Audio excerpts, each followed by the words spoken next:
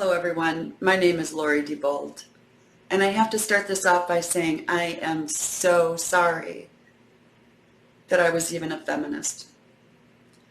I had no idea any of these issues were going on with our men. So men, I am so sorry that I just totally lost track of what the feminist movement was doing. You see, December 20th of 2019, my son was found guilty of sexual assault. He's innocent. But because of all the laws and because of everything that have taken place, we weren't able to prove his innocence. See, when I was a feminist back in the 60s, 70s, and 80s, things were different back then. But there was a dark side to it. I was born in 1965. My dad was a truck driver, and he was gone quite a bit. I mean, it wasn't uncommon for him to have been gone for a week, sometimes 2 weeks at a time. And so we were raised by my mom, and she's an artist. So she painted a lot back then. She was also able to work a part-time job and then sell Avon too. But even though I didn't spend as much time with my dad, it was my dad that taught me valuable life lessons. Like one of them, don't label people. And for God's sakes, don't use the word chauvinistic pig if you have no idea what it means. I remember watching TV one night with my dad, and I'm up there flipping the channels. Because we didn't have remote controls back then.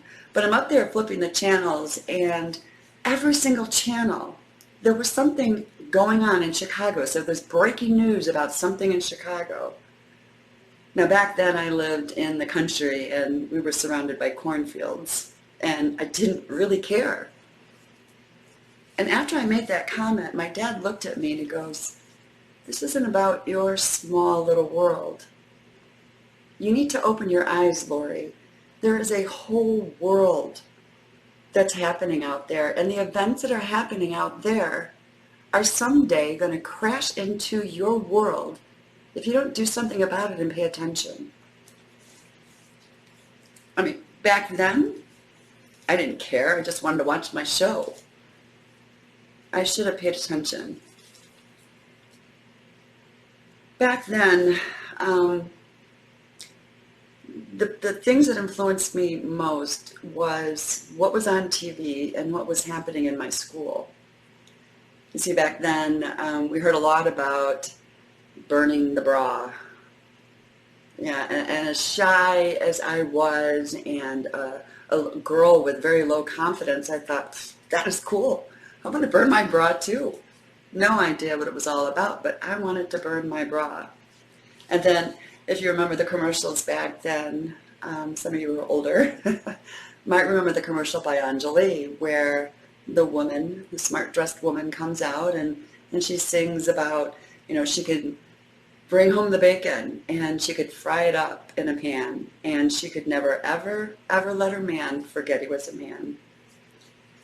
Back then it was like, oh, that's cool. So I can work at these powerful jobs and have it all. Divorce was pretty rampant back then too. It was the explosion of divorces. And so when my best friend's dad and mom got divorced, he was a preacher. He was the preacher in our church. And I was really thrown off by that. Really thrown off. And then when my parents got divorced, I was like, wow. So when I leave high school, I'm going to make darn sure that I can support myself, right? And I didn't want a job as a secretary. My junior year, I remember my counselor pulling me into her office, my guidance counselor. And she said, "So Lori, what do you want to do when you're done with high school?" Okay, so I really wanted to tell her that I wanted to join the Air Force, like my grandfather. My grandfather fought in World War II and was a prisoner of war for 18 months. My grandmother was a Rosie Riveter. And I just thought that was so amazing. And that's what I wanted to do. But I was shy, and I had absolutely no confidence. And so when I shrugged my shoulders at my high school guidance counselor, she said, well, you could become a secretary. And I just went, okay. But in my head, I'm thinking, oh, hell no, I'm not going to become a secretary. Yeah. So I left high school, right, thinking I'm going to go out there and get a job so that not if I get divorced, but so that when I get divorced, I'll be able to support myself and not have to depend on a man. That was my outlook then. And Dad, I'm so sorry. It was then that I just totally concentrated on my own little world. And I lost track of what feminism was doing at the time. I was learning how to survive in the real world. I moved from Illinois to Texas, and I got my first job as a secretary. Okay, and so like at that point, I gave up. Forget it. I don't care. I just want a job. I want to be able to pay my bills, blah, blah, blah, blah, blah. So meanwhile, in the 80s and the 90s, Amber was born. Amber is my son's accuser. As I left high school in 1983, she was born. And so, not keeping my eye on the ball, I just lived my life. I moved from Texas, and then I moved to Arizona, and decided that my family was important, so I moved back to Illinois.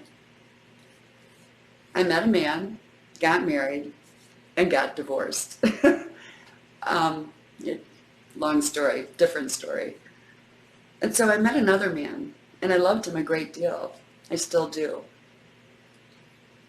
We had 2 sons in the early 90s, Kevin and Tyler.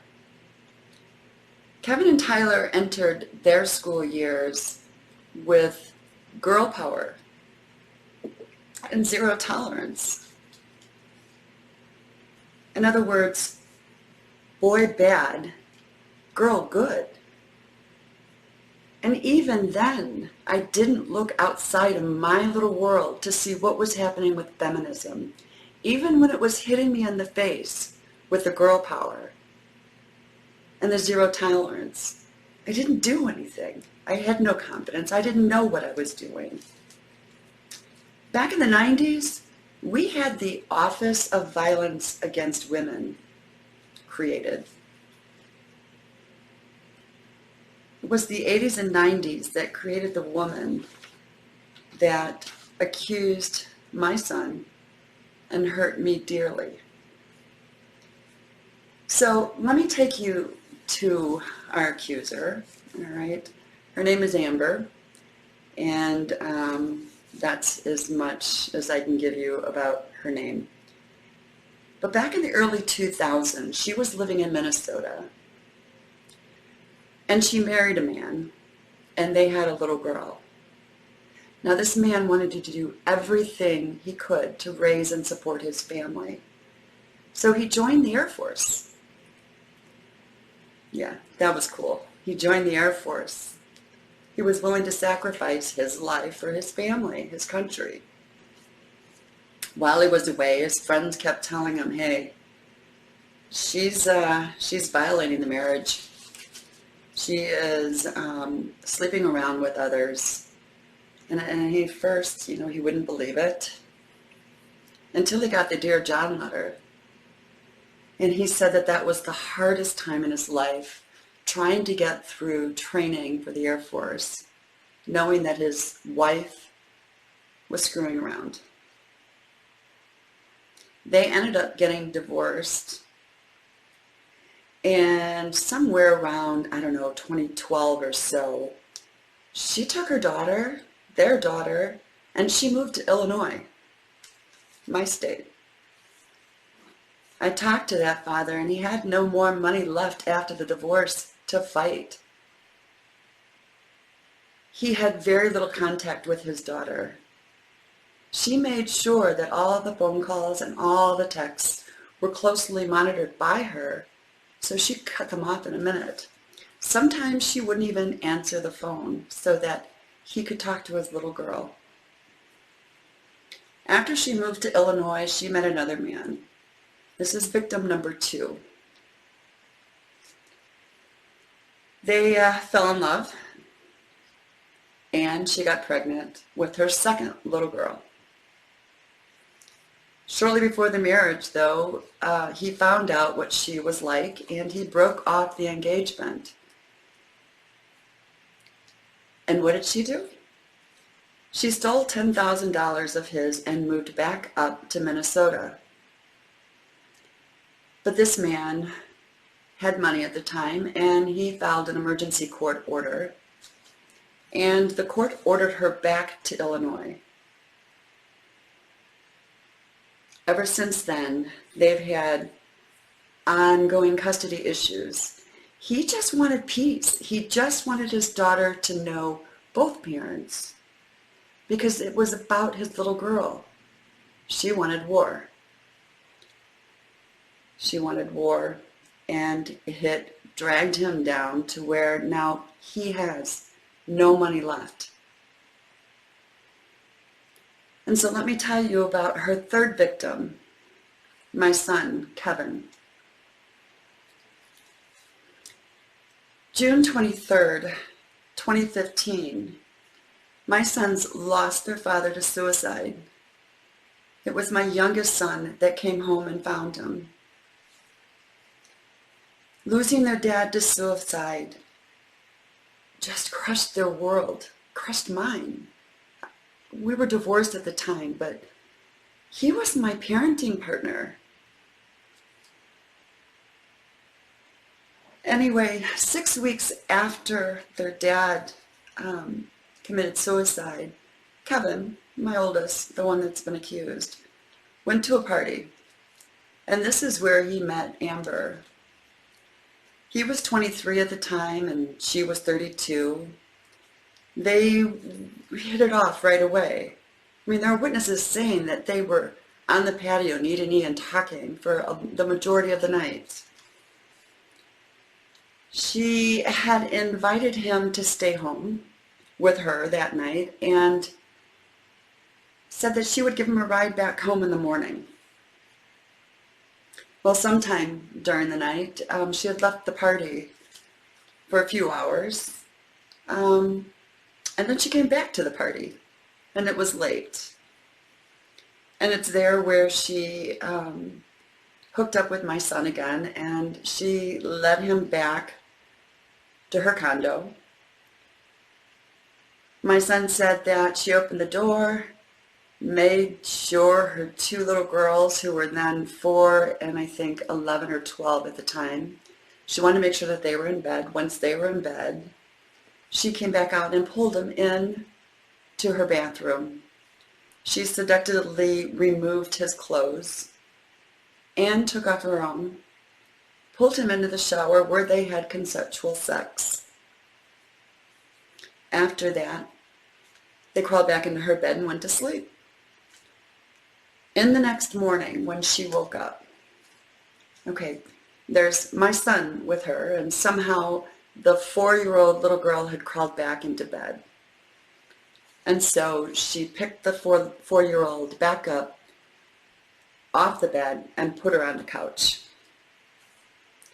Then she left her condo because she needed to find her phone. So she left my son sleeping in her condo with her 2 daughters while she went over to the neighbor's house to try and find her phone. After that, she came back and she jumped in the shower for an hour and was getting ready for work. Meanwhile, Kevin is still sleeping. There are 2 little girls of hers in the house. All right. sometime during the shower, shortly when she was almost done getting ready for work, the 4-year-old came in and said, "Mommy, why were you bumping butts with that boy?" That's when she was concerned. She wasn't concerned waking up to my son. She wasn't concerned when she left her condo and my son alone with her girls. She wasn't concerned while she was in the shower. She was only concerned because her 4-year-old daughter had seen her have sex with another man. Now, remember, earlier in the party, she left for a couple of hours. And we're assuming that it was that time where she had first sex. My son had no clue what was happening. He would never have gone back with her late in the night if he'd have known that she had just had sex with someone earlier.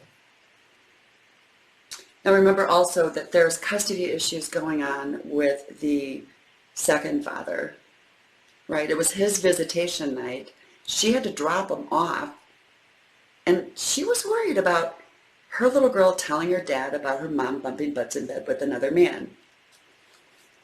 So she didn't go to the hospital right away for a rape kit. She waited. She waited all day. Her little girl was with her father when she decided to go. There were 2 DNA that were found. But nobody knew it at the time. Of course there were 2 DNA. She had sex in that night with 2 different men. So later, when she went to pick her daughter up after the rape kit, she told the father of the 4-year-old, "I've been raped." And then she left. Well, the father was concerned because the daughter was maybe involved, right? What happened to the daughter? Did something happen to her? So he called the police that night. The police got him in touch with the detective who was at Amber's house at the time, investigating. It was then that the father told this detective the rest of the story, that his little girl was in bed, supposedly. She saw them bumping butts.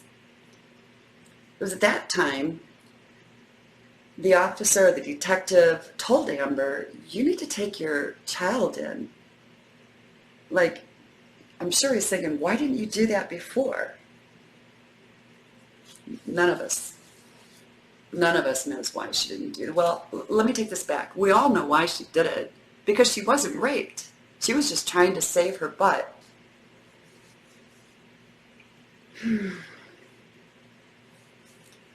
She didn't want to lose her kids, but you know what? DCFS, Department of Children and Family Services, got involved because the father called, and she lost custody of her daughters.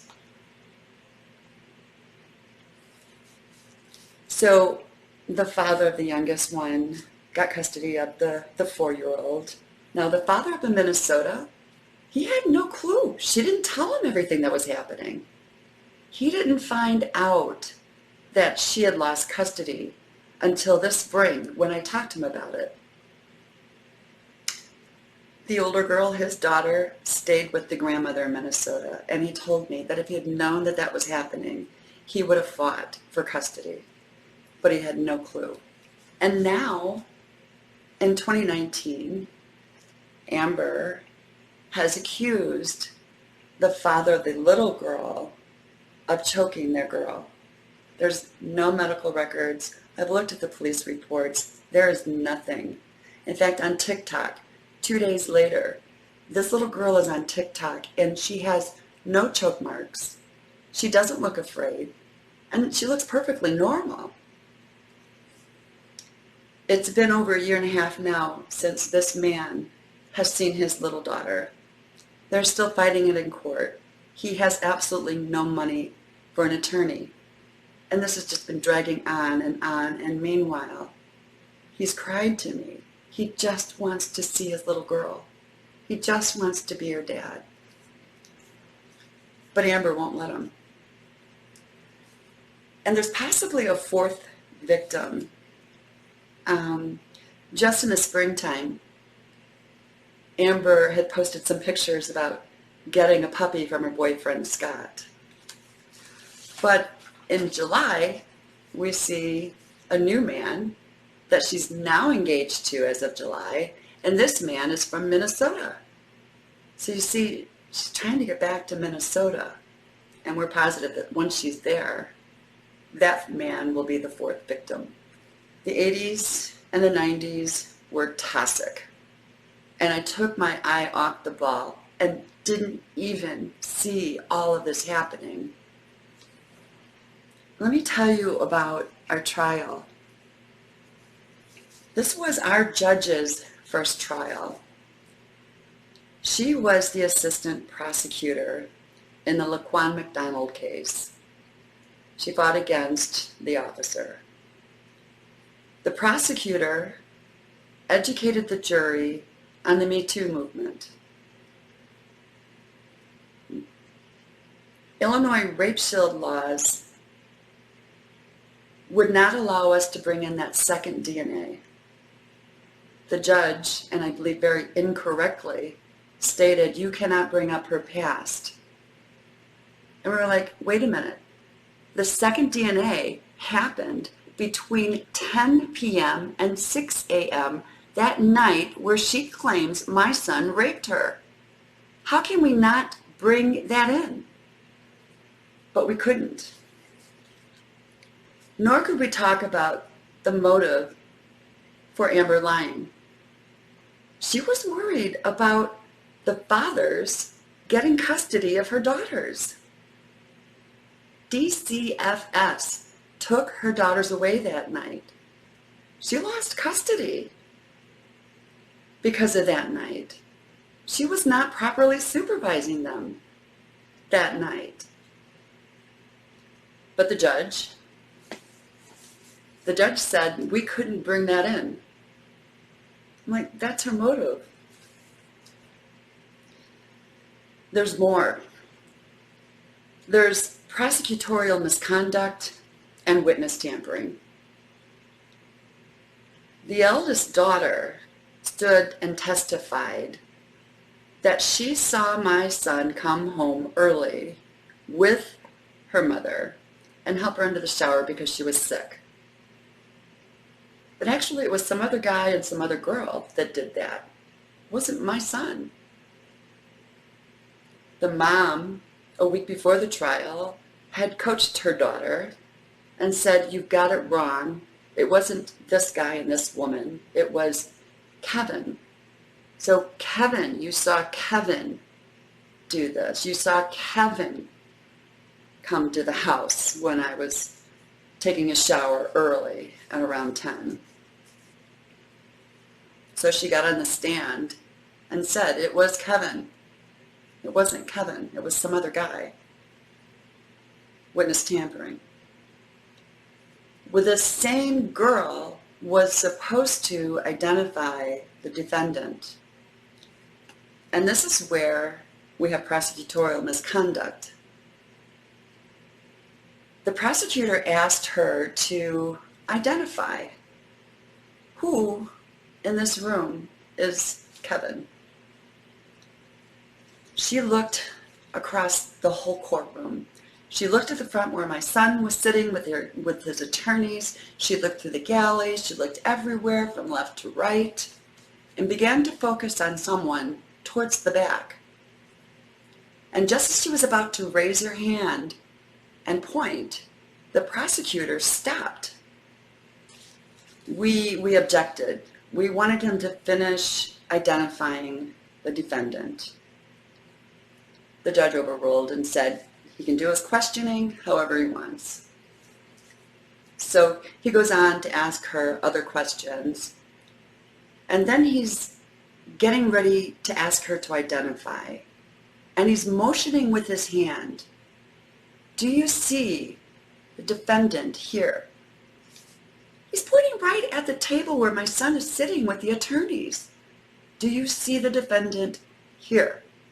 And she said, yes, that's him. She was led to identify my son. In post-trial motions, we argued. We asked for the video of that so we can prove prosecutorial misconduct. We asked for it. She denied it. She wasn't going to save it for this court. She wasn't going to save it for the appellate. She doesn't believe anything happened. We then came back with 6 witnesses. Kevin's uncle took the stand and testified to exactly what I just said. 6 other people wrote stories saying the same thing that I just said. The judge ruled that, oh, this isn't a matter of who is it, because we already know who it was. So she denied our motion. We have several witnesses that came to the stand and said that my son came back from Amber's house and got some dry clothes and went back to Amber's house. I have phone records where, remember I said Amber lost her phone. She went to the neighbors to look for her phone in the next morning. I have phone records where my son's phone placed a call to her phone at 2 in the morning. The judge denied that as new evidence. She must have used it to look for her own phone. Look, she woke up. If she was really raped, why, when she rolled over and saw my son, did she not call the police? Why did she leave her kids there with my son and go to the neighbors? Why did she leave my son sleeping and take a shower? And when she went to get a rape kit later that night, why did she not take her daughter? Because she wasn't raped. She wasn't going to take her daughter in for a rape kit because she didn't want her daughter to go through that. She wasn't raped. But she had to concoct the story. When my son took the stand, he was upset.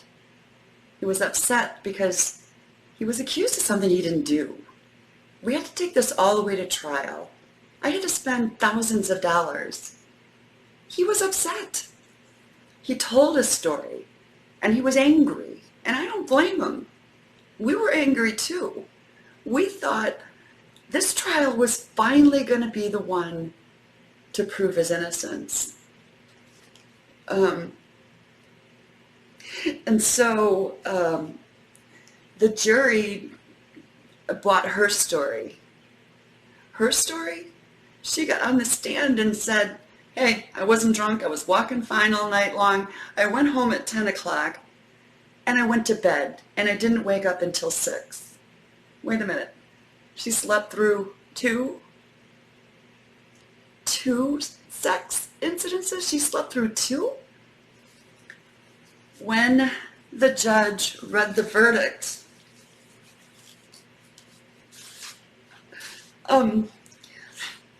sorry, my world fell apart.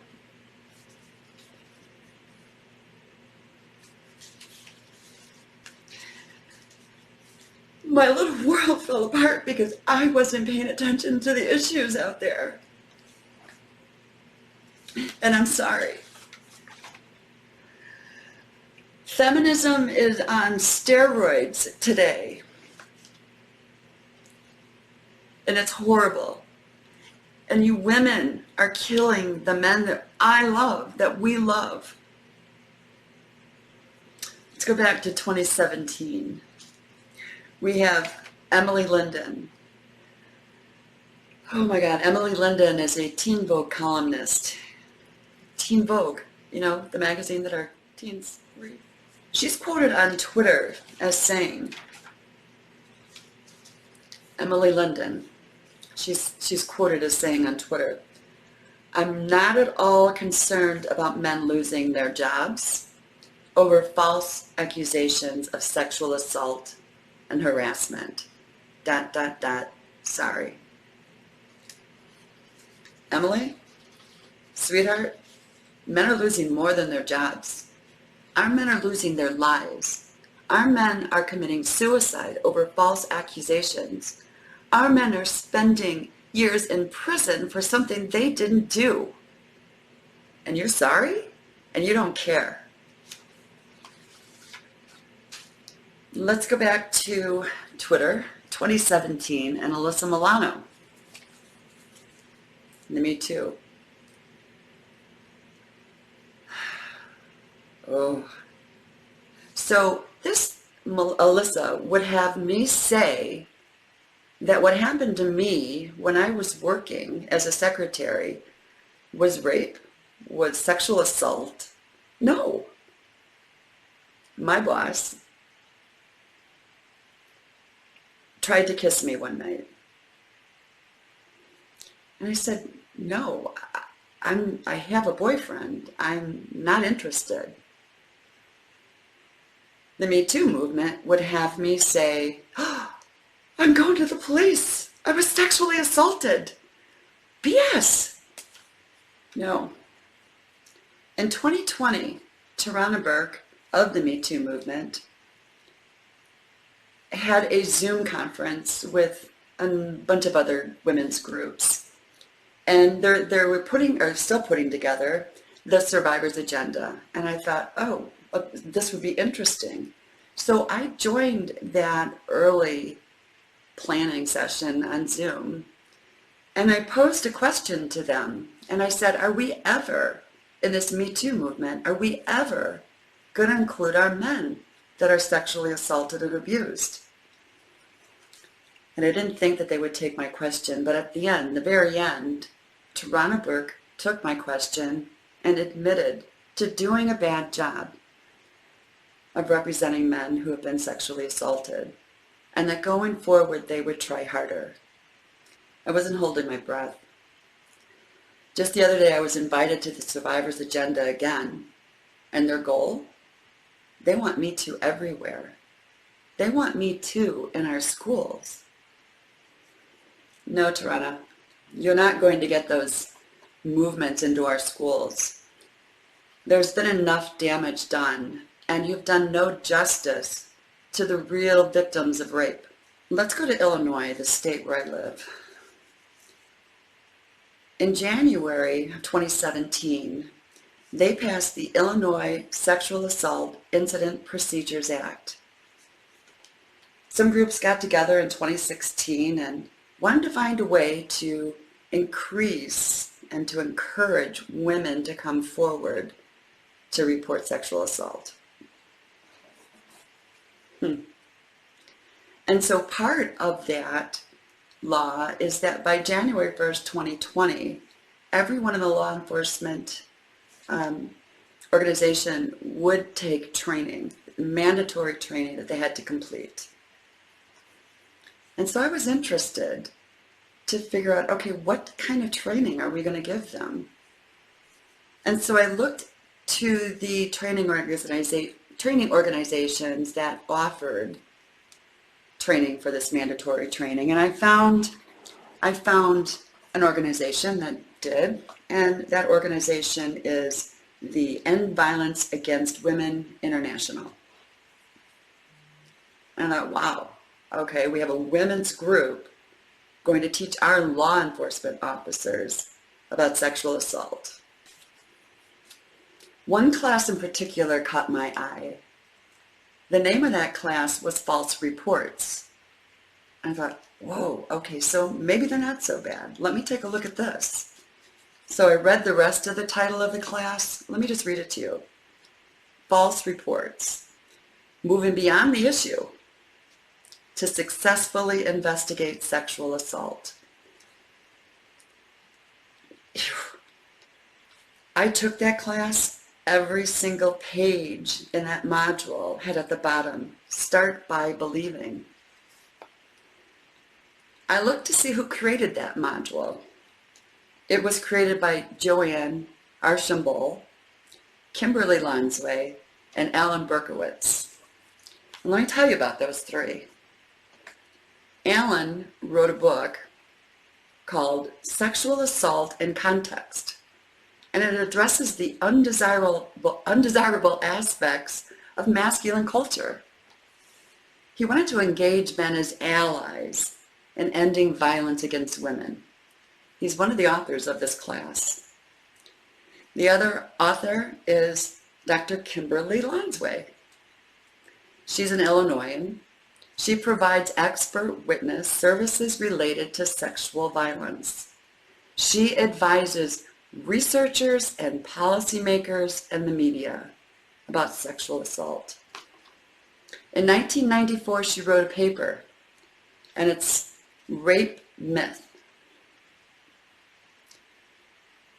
It's a paper that she takes an approach that we need to take these rape myths and do away with them. She was making a case against men being the perpetrator. She said these rape myths deny and justify male sexual assault aggression.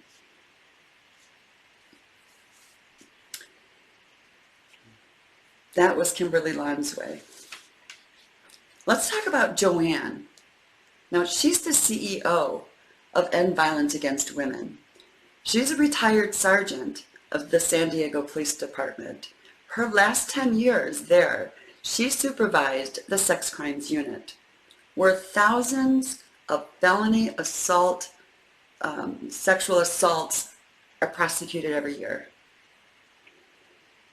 She put out a training bulletin, and it's titled Advocates and Law Enforcement, Oil and Water.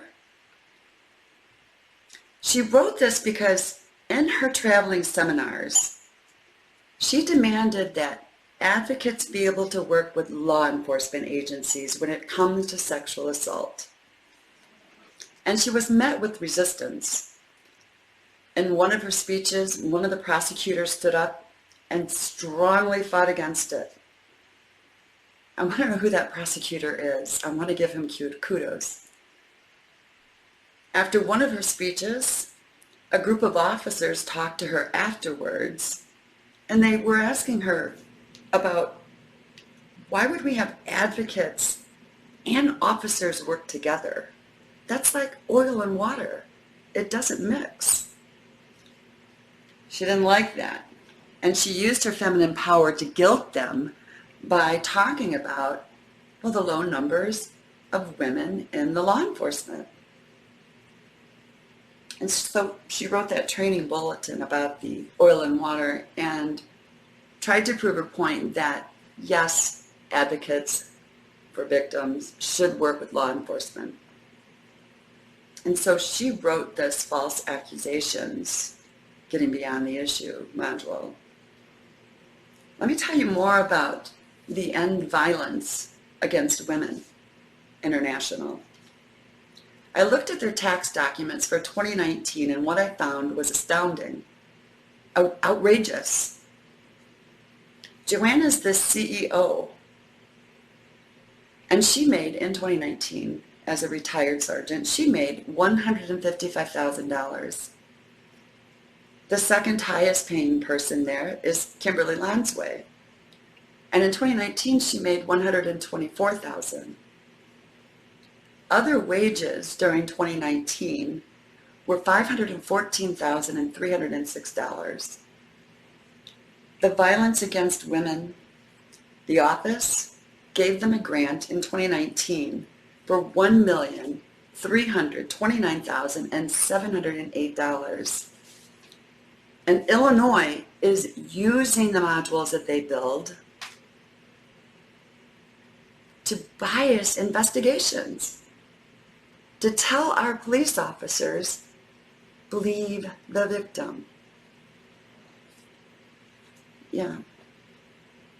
On December 20th, 2019, my world fell apart. My son was found guilty of something he did not do. I did probably what was, is the worst thing you can do when you're worried. I Googled false accusations. I thought, I'm going to find some help. I'm going to find someone to help me with this. I found false accusations are rare. False accusations are a myth. I found believe all women. I was crushed. I felt helpless. I didn't know how to help my son. And God then led me to National Coalition for Men. And there I met Tim Goldich. He's an amazing man. He let me come into their NCFM Chicago meeting, and I told my story to a group of wonderful men. And then Tim told my story to Mark Enjoli. And I got to talk to Mark. And after talking with Mark, I was hopeful again. My little world that blew up, I was hopeful that I could put it back together and I could make all of these issues right. He gave me the courage to fight. He gave me the courage to stand up for my son. The truth matters. Sadly, we lost Mark early this year. We lost a beautiful man.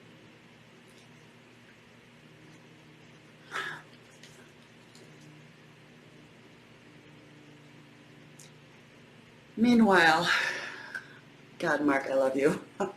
Thank you.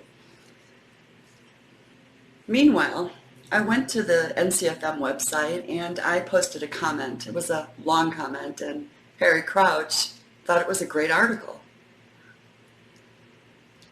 And Harry posted that as an article on the NCFM website, and I was like, oh my God, someone believes in me.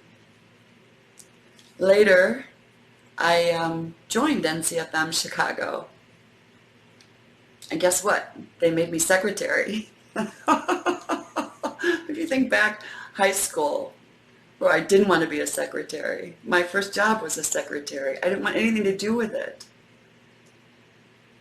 I thank God he gave me this opportunity. I'm proud to be the secretary for National Coalition for Men, Chicago chapter. Thank you, guys. In August of this year, Harry gave me a challenge. He wanted me to take on false accusations of sexual assault. And I did. I am up for that challenge, and I'm running hard. In August, I created NCFM, Deborah and Jael's Warriors. We're a group of women who come together because our sons, the men that we love, our husbands, our friends, have been falsely accused of sexual assault.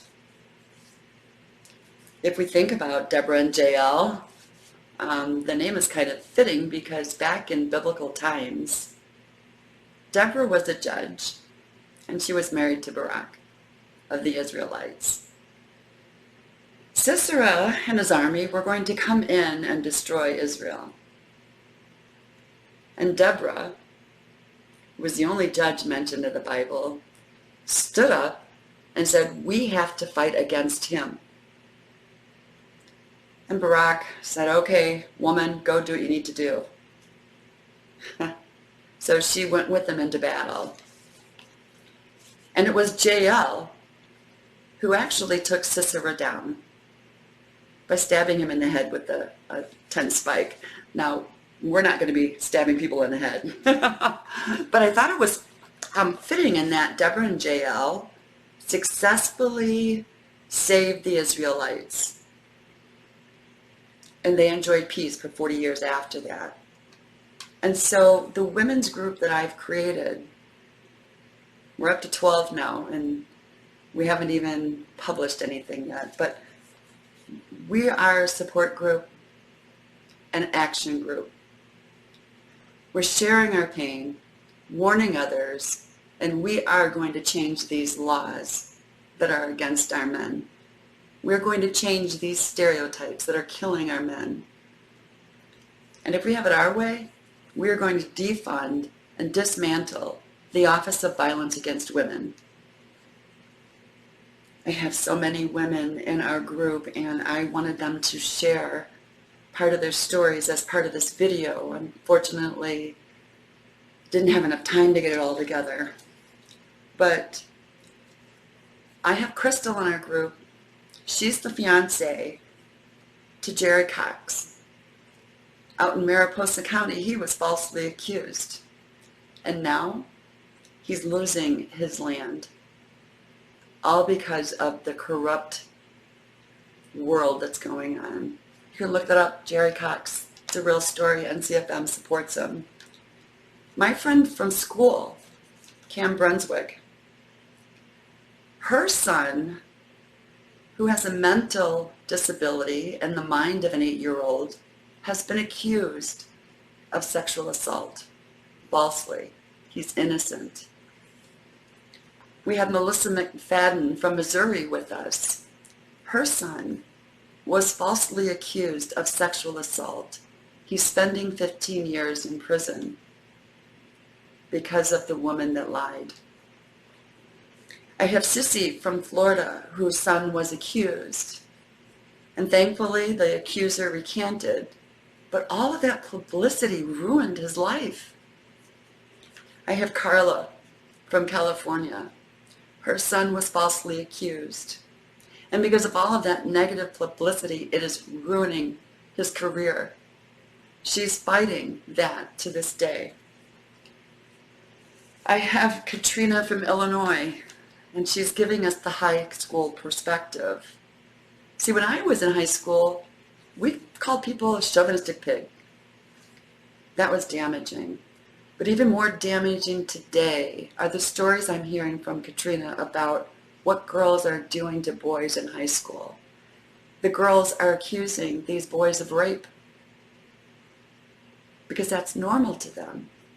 That's what they're doing, and it's scaring me. And Tarana Burke wants to put Me Too in schools? No. I have Deborah from Missouri, who's a friend of Melissa. Her son was set up in a sting, and he's in prison for something he never, ever would have thought of doing, ever.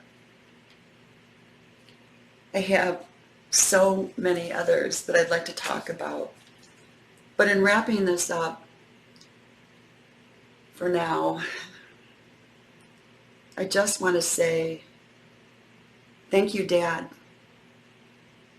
He passed away when I was 3 months pregnant with my first. But thank you, Dad, for teaching me those valuable life lessons. I'm coming late to the game. This isn't about my tiny little world anymore. This is about putting an end to toxic feminism. It's about putting an end to the women who are hurting our men and hurting the women, the men, and children and families that love them. Men, again, I apologize. But I'm back in the game. My eyes are on what's happening. Tim, thank you for allowing me to join NCFM Chicago. Harry, thank you very much for believing in me. Mark Enjoli, thank you for your encouragement. You rock. My husband, I just want to thank you real quick. Without you and your technical knowledge, I never would have been able to pull this video thing off in such a short notice. He's all about the ones and zeros, and I have no clue how that works. I want to thank my son, Kevin, for being so strong and giving me courage to stand up for the truth. Kevin, we will get your story told. Your truth will come out. With God's help, with NCFM, Deborah and Jael's warriors, we're going to get your truth out. And for the rest of the men, again, I apologize for taking my eye off that ball. I didn't realize how much was going on. I didn't realize how much toxic femininity was out there. I had no idea. But I'm here to fight. And I'm here to raise my voice against false accusations of sexual assault against the men we love. And with God's help and the women at NCFM, we will do that. Thank you so much for taking time to listen. God bless.